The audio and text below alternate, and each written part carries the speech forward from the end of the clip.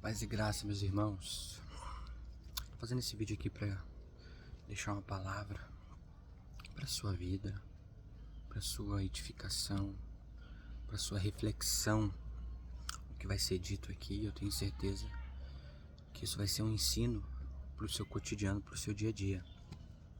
Em Tiago 1,19, o apóstolo Tiago, em uma das suas recomendações, dentre muitas, na sua carta, ele nos doutrina dizendo que todos nós devemos sermos prontos para ouvir, tardio no falar e tardio em irar-se, porque a ira do homem não opera a justiça de Deus. Tiago 19:20.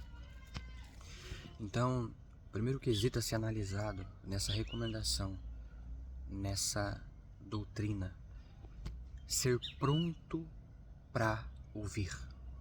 Nós não temos somente boca e língua, nós temos também ouvidos, audição.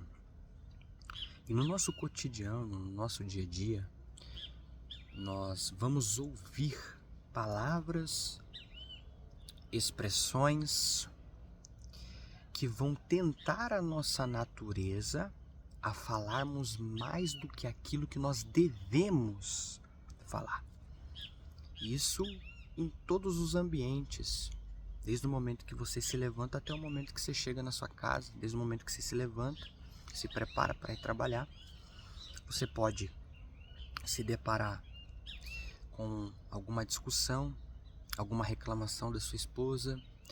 Aí chegando no trabalho você pode se deparar com pessoas que não são convertidas, que não são regeneradas, que não fazem parte do corpo de Cristo, que não são igreja, que não são salvos. E essas pessoas, por elas não serem salvas, existem duas influências que dominam a vida dessas pessoas: a influência externa de Satanás e a influência interna do pecado. Então pode ter certeza que essas duas influências vão fazer de tudo para você falar mais do que aquilo que você deve falar. Todos nós sabemos que nós estamos presos a uma natureza caída e corrompida pelo pecado. É o que Paulo disse em Romanos 7,18. Eu sei, isto é, que na minha carne não habita bem algum. Por quê? Porque Romanos 5,19 diz que através do pecado de um único homem, todos fizeram pecadores. E Gênesis capítulo 3. Então todos nós já nascemos pecadores, nós herdamos a natureza adâmica de Adão. Depois da queda de Adão, porque antes a natureza de ambos era boa. Tanto que em Gênesis nós vemos Deus criando tudo e ele dizendo que tudo o que ele tinha feito era bom. Moisés narrando, através da revelação de Deus, do Gênesis, o princípio e o início de tudo, dizendo: e viu Deus que tudo isso era bom. Mas após a queda, a sua natureza, para quem não sabe o que é natureza, tem pessoas que são leigas, tem pessoas que não têm tanta sabedoria, conhecimento, entendimento, e pode se perguntar o que é natureza. São todas as características de algo ou de alguém. Por exemplo, aquela árvore ali, aquele pé de bananeira, ele tem a sua natureza. Aquele pé de bananeira tem a sua natureza. Tem várias características que definem a natureza daquele pé de bananeira, né? Assim como o solo, assim como o céu, tudo é extremamente complexo. Isso é natureza. Então, natureza são todas as características, todas as partes que definem algo ou alguém. Então nós sabemos que a nossa natureza, que tudo em nós foi afetado pela entrada do pecado de Adão e Eva. Tudo em nós tem um pouco do mal do pecado. Mesmo Deus nos concedendo a livre agência, que é escolha limitada pela nossa natureza, pelo pecado, que é uma influência interna que habita dentro de nós, Deus nos deu uma liberdade limitada para escolhermos entre se arrepender e continuar se mantendo rebelde contra o Filho, conforme a Bíblia diz em João 3,36, todo aquele que se mantém rebelde contra o Filho, a ira de Deus permanece sobre ele. Então nós sabemos que nós lutamos contra a nossa natureza, porque nós somos maus. Não é porque você foi regenerado, teve a sua vontade e mente mudada por ter atendido a influência do Espírito e, consequentemente, você passou a dar bom fruto, você passou a ser uma árvore boa, praticar a justiça, viver o evangelho, que você é bom, você não consegue parar de pecar. Então, a misericórdia de Deus é a causa de não sermos consumidos. Se a salvação fosse pelas obras, nós seríamos capazes de sempre fazer o bem e nunca mais pecar. Quem aqui é capaz de fazer isso? Porque a definição de bondade é isso. É sempre fazer o bem visando inteiramente a glória do Pai, sem nunca visar o teu egoísmo, sem nunca pecar, sem nunca fazer o bem acompanhado por algum deslize, algum erro, algum pecado, alguma transgressão. Quem é capaz de fazer isso? Ninguém é capaz de fazer isso, meus irmãos. Então por isso nós somos maus. O Espírito Santo reside dentro de nós. O Espírito Santo nos convenceu porque nós atendemos a sua influência, que é gerada através da chamada pregação do Evangelho da Graça. Mas isso não faz de mim bom. Eu só vou ser bom depois da glorificação.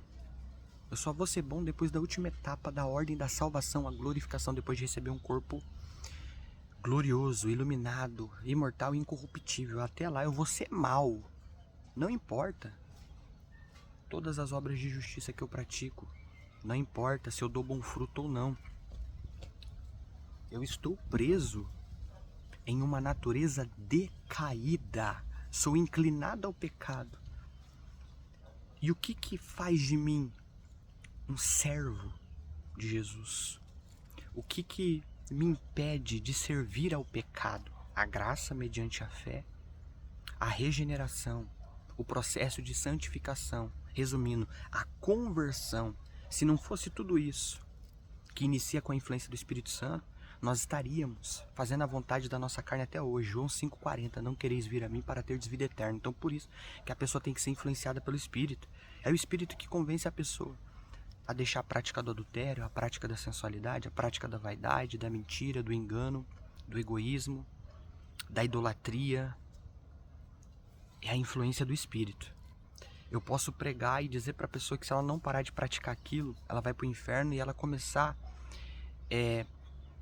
a renunciar à prática do pecado por mérito próprio, por iniciativa própria, por conta própria. Mas ela não vai muito longe. Por quê? Porque não houve uma influência do Espírito para mudar primeiramente, internamente, a mente dela. Para que, consequentemente, naturalmente, ela também seja santificada e transformada exteriormente, externamente.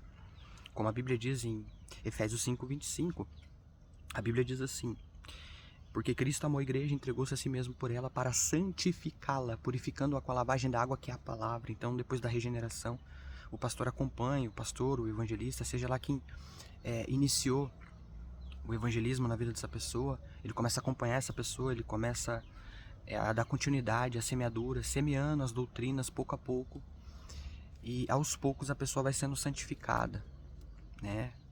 De forma gradativa. Acho que essa é a expressão correta, né? Aos poucos, é devagar. Apesar que tem pessoas que o seu processo de santificação é mais rápido, né? Tem pessoas que em um mês eles já mudaram, mas tem que saber se realmente houve uma regeneração verdadeira na mente dela. A Bíblia diz em João capítulo 1, versículo 13, os quais não nasceram do sangue, nem da carne, nem da vontade do homem. Então, quando você tenta se salvar por mérito próprio, você não vai muito longe. Agora, quando você é nascido de Deus, conforme o apóstolo Pedro disse também em 1 Pedro 1:23, os quais não foram gerados de semente corruptível, ou seja, de vontade humana, mas de semente incorruptível, a palavra de Deus. Quando você é gerado do Espírito, que se manifesta através da chamada pregação do Evangelho da Graça, você permanece dando bom fruto, praticando obras de justiça. Agora, quando o Espírito Santo não muda a vontade e a mente da pessoa, e a pessoa por mérito, por própria vontade, por iniciativa própria, ela tenta se salvar, ela não consegue ir muito longe. Isso não sou eu que estou falando, isso não é doutrina minha, isso não é doutrina de nenhuma corrente teológica, de nenhuma linha teológica. Não, isso é Bíblia. O apóstolo João disse isso em João capítulo 1, versículo 13. Pedro disse isso, o apóstolo Paulo disse isso em Efésios 2:1. Porque ele nos vivificou. Então, o requisito para você praticar obras de justiça e permanecer praticando obras de justiça é você ser vivificado. Porque Ele nos vivificou, estando todos nós mortos nos nossos delitos e pecados. O que é ser vivificado? É muito simples. Filipenses 2,13 responde essa pergunta. O que é ser regenerado? O que é ser vivificado? Porque é Deus que opera em nós, tanto querer como efetuar segundo a sua boa vontade. Então, Ele opera o querer em mim quando eu me submeto à influência do Espírito, que é gerada através da chamada, a pregação do Evangelho da Graça, que produz fé salvífica em mim. Romanos 10,17 diz que a fé vem pelo quê? A fé vem pelo ouvir. O ouvir do quê? Da pregação do Evangelho da Graça. O ouvir da chamada, a pregação do Evangelho genuíno, o Evangelho verdadeiro. Então, quando tudo isso acontece em mim, eu vou longe. E é claro que nessa caminhada eu posso cair. O próprio apóstolo Paulo disse isso. Aquele que acha que está de pé, toma cuidado para não cair. Toma cuidado. Toma cuidado para não cair. Mas é por isso que Jesus ele morreu. Ele não morreu somente pelos pecados que nós praticávamos antes de se tornar uma nova criatura, mas pelos pecados que nós cometeríamos. Mesmo não sendo mais servo do pecado, você tem que entender que o pecado ainda está dentro de você. É o que Paulo falou. Eu sei isto é que na minha carne não habita bem algum. Jesus disse, Mateus 7,11, vós sois maus. Vós sois maus. Então nós temos que entender isso. Nós temos que entender a nossa natureza. Tem muita gente que se diz regenerado, que se diz convertido genuinamente e acha que vai parar de pecar. Não vai parar de pecar e pode cair em pecados terríveis. Só que foi por esses pecados que Jesus também morreu, não somente pelos pecados que eu pratiquei no passado, mas Jesus sabia que mesmo no estado de conversão verdadeira, eu iria tropeçar, deslizar, transgredir, errar o alvo, ofendê-lo com a minha natureza. E mesmo assim ele morreu. Ele pagou a minha dívida em João 19,30. Está consumada, a dívida está paga. Eu os comprei.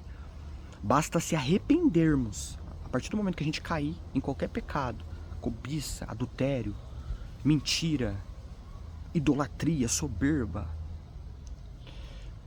qualquer pecado, em geral, qualquer pecado que nós encontramos na Bíblia, a partir do momento que nós se arrependemos, nós reconhecemos, nós se humilhamos, nós somos perdoados, justificados, purificados pelo sangue de Jesus, conforme Jesus disse em 1 João capítulo 2, versículo 2. Porque Ele é a propiciação pelos nossos pecados, não somente pelos nossos, mas de todo mundo, daquela geração e de todas as gerações que vieram até o dia de hoje. Acredito que nós somos a última.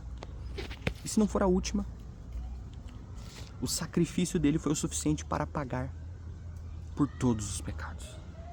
Todos. O profeta João Batista disse: eis aí o Cordeiro de Deus, que tira o pecado do mundo.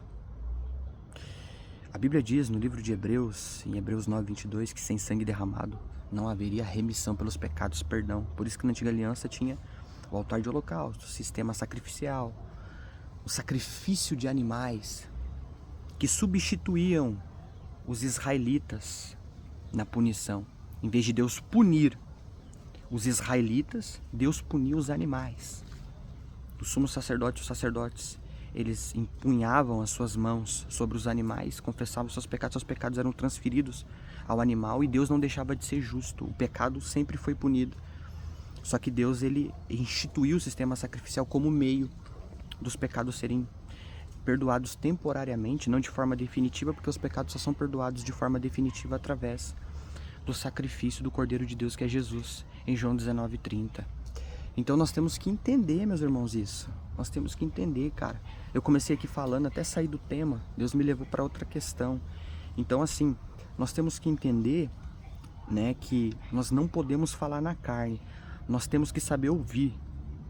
Então vai ter pessoas que vão ser influenciadas por Satanás, pelo pecado, para nos provocar, para levantar falso testemunho, proferir mentiras contra as nossas vidas, tanto na nossa cara como também semeando em outros ouvidos para colocarem pessoas contra nós, conforme o provérbio Salomão disse em Provérbios 6:17 a 19, 6 coisas o Senhor odeia, 7 ele abomina. Qual que é a sexta coisa? É a falsa testemunha que profere mentiras contra o seu irmão. Então isso vai acontecer, e quando isso acontecer, a gente tem que produzir o quê?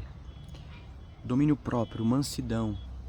Por isso que o apóstolo Tiago disse, todos nós estejamos prontos para ouvir. Diante disso, você só tem que ouvir. Por quê? Porque Paulo também disse que minha é a vingança e eu vou ser recompensar. Então a vingança é de não que você tem que ter o desejo de Deus se vingar daquela pessoa, mas Deus é justo. A justiça é um dos atributos que revelam a natureza perfeita de Deus. Ele é justiça. Então se a pessoa está proferindo falso testemunho contra a sua vida, não que você tenha a intenção de Deus puni-la, Deus vai punir se ela continuar e não se arrepender. Por quê?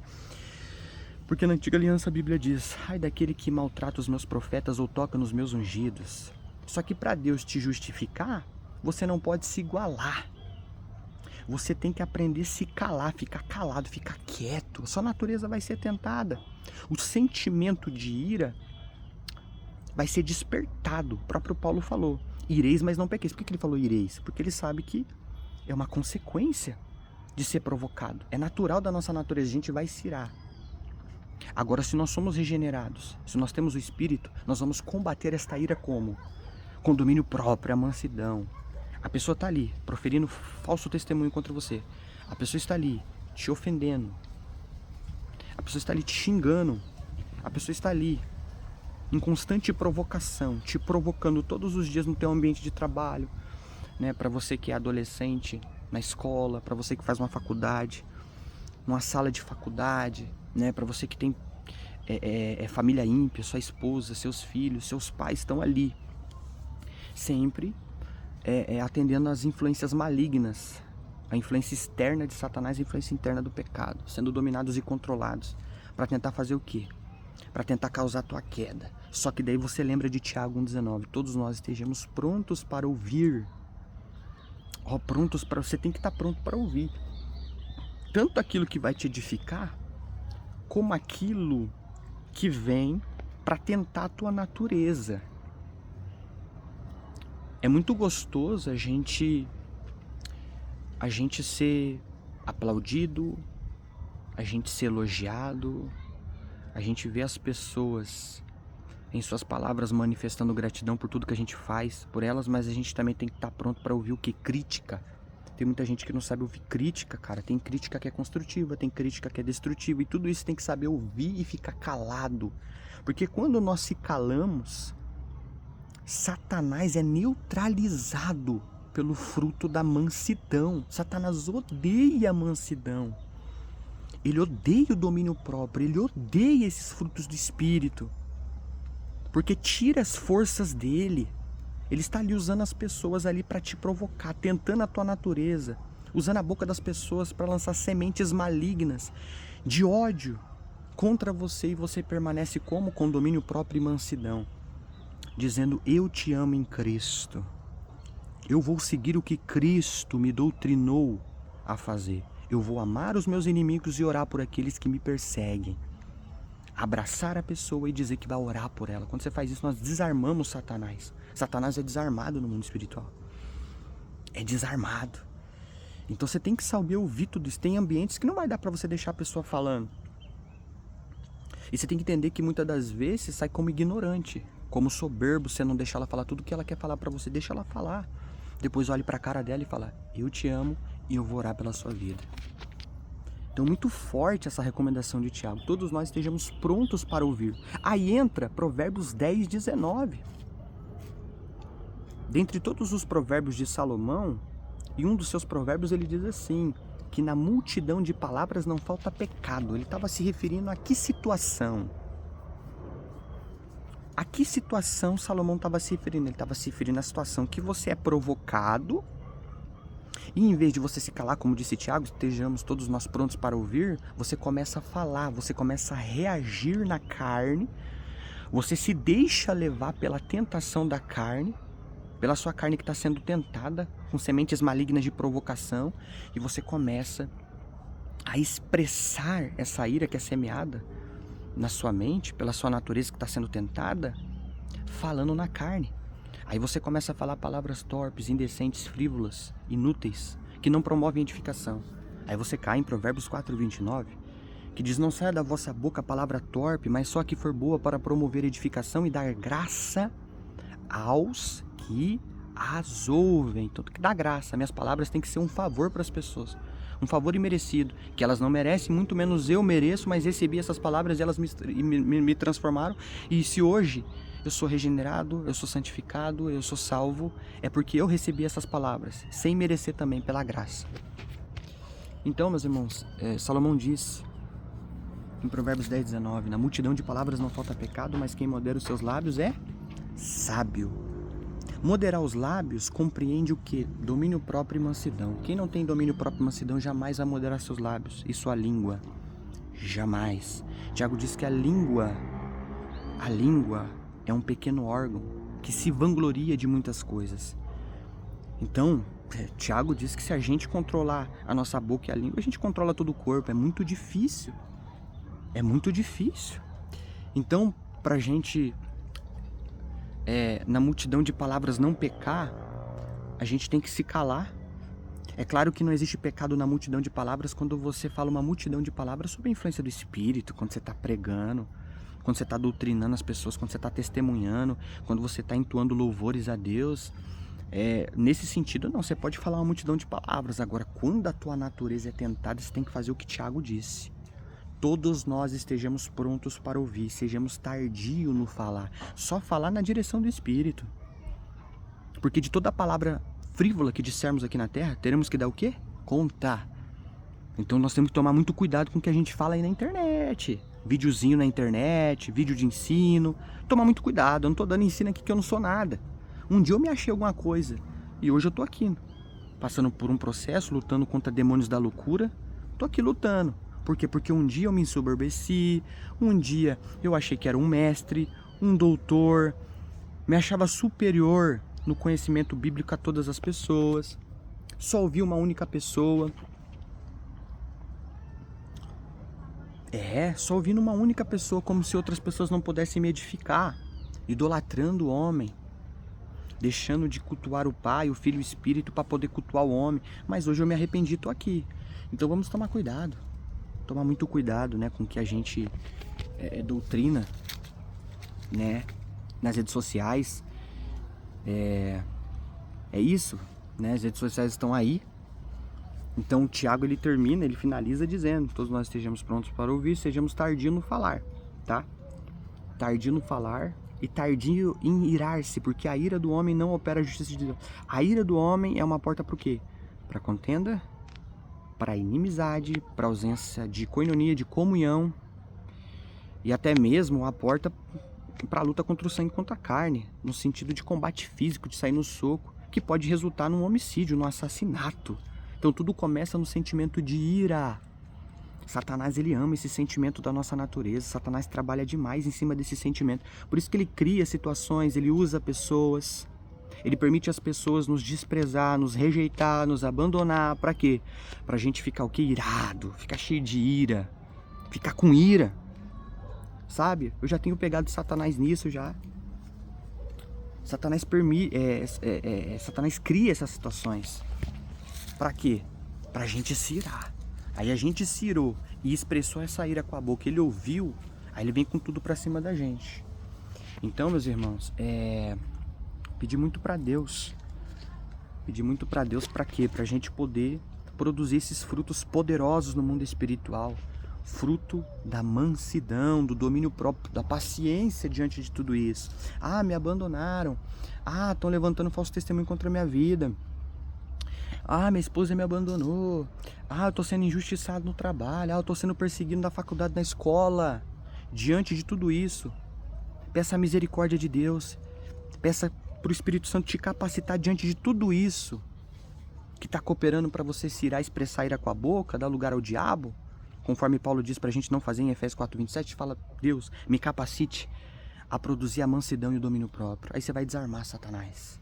Você vai desarmar no mesmo instante. Os demônios que estão ali tendo domínio e controle, eles perdem as forças, eles caem por terra dentro da pessoa, a pessoa volta a si, e lá na frente grande parte dessas pessoas reconhecerão que não deveriam ter falado o que falaram para você, né? Que se arrependem dos falsos testemunhos, de toda injúria, de toda ofensa, que efetuaram contra a sua vida. E Satanás, ele é um derrotado e ele vai perdendo, irmãos, né? Eu tô aqui gravando esse vídeo para ocupar minha mente, porque só Deus sabe que eu tenho passado aqui. As pessoas olham um vídeo aqui e acham que o Lucas tá bem, né? Ah, ele tá falando, ele tá com oxigênio, ele tá respirando, ele tá bem, mas só Deus sabe como tá isso aqui, ó, tá? Só Deus sabe como que tá isso aqui. Se eu falasse isso aqui pra um psiquiatra, o psiquiatra ia querer me internar. Se eu falasse tudo que eu sinto aqui na minha cabeça, mas eu sei que isso é espiritual, e tudo isso tá cooperando pro meu testemunho se tornar cada vez maior. Para quando eu voltar para as ruas, para quando eu voltar para as praças, para as visitas, para os altares, não para minha glória, porque eu não sou nada, é necessário que eu diminua e ele cresça. Eu voltar com bem mais autoridade. Com bem mais autoridade. Tudo isso vai me render experiência, mais propriedade no que eu for falar, no que eu for pregar. Então tudo isso está cooperando para a glória de Deus. Todas as coisas cooperam para o bem daqueles que amam a Deus e foram chamados segundo o seu propósito. Não foi o que Paulo falou em Romanos 8:28? Então Deus não esmaga ninguém desse jeito sem ter um propósito gigantesco para essa pessoa lá na frente. Se Deus está fazendo tudo isso nas nossas vidas é porque Ele tem um propósito muito grande, uma bênção, uma vitória muito grande para nós lá na frente. Então não desistamos, perseveremos até o fim, como diz Mateus 24:13, para a gente conseguir chegar à última etapa da ordem da salvação e ser ressuscitado pelo Messias, por Jesus, como ele disse em João 6:44, na última parte do versículo, e eu os ressuscitarei no último dia. Então todos nós queremos essa ressurreição em glória, mas para chegar até lá não é fácil. Então Satanás, ele luta até o último dia da nossa vida para querer tirar a nossa salvação. Que Deus abençoe a todos.